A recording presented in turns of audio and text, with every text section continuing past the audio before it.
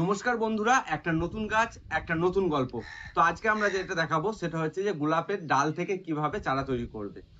তো প্রথমে আমরা যেটা করতে হবে যে যখন ডালটা আমরা সিলেক্ট করব সেটা যেন হালকা এরকম কালো টাইপের ডাল হয়। সবুজ ডাল নিলে কিন্তু চারা তৈরি হবে না সেই কাটিং থেকে। তো আমাদেরকে এরকম ভাবে পেন্সিল সাইজের মতো কেটে নিতে হবে।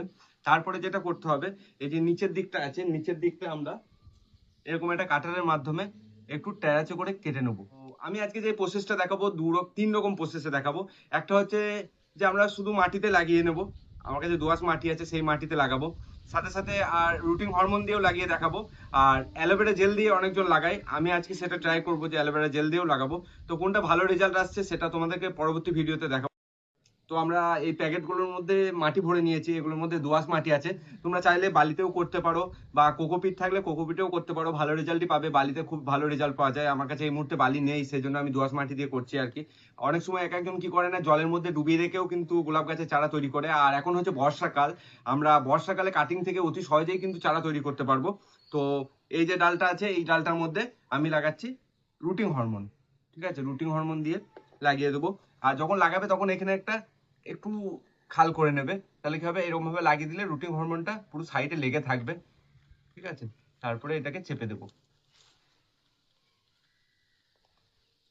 এটা রুটিং হরমোন দিয়ে হয়ে গেল। ঠিক আছে, আর এই ডালটা যেটা আছে এটা আমি লাগাবো অ্যালোভেরা জেল দিয়ে। তো এটা হচ্ছে অ্যালোভেরা জেল, এটা আমি লাগিয়ে নিলাম অ্যালোভেরা জেল। ঠিক আছে, পুরোটা অ্যালোভেরা জেল লাগিয়ে দিলাম। ঠিক আছে, তারপরে এটার মধ্যে লাগিয়ে দিচ্ছি। ঠিক আছে, হয়ে গেল।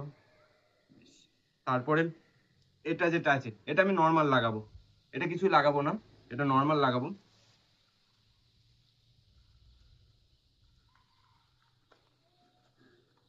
হয়ে গেল। আর একটা যেটা আছে, এটা হবে বলে মনে হয় না, তবু ট্রাই করব। এটা রুটিং হরমোন দিচ্ছি। ঠিক আছে, রুটিং হরমোন দিয়ে দিলাম এখানে, দিয়ে এটার মধ্যে লাগিয়ে নিচ্ছি।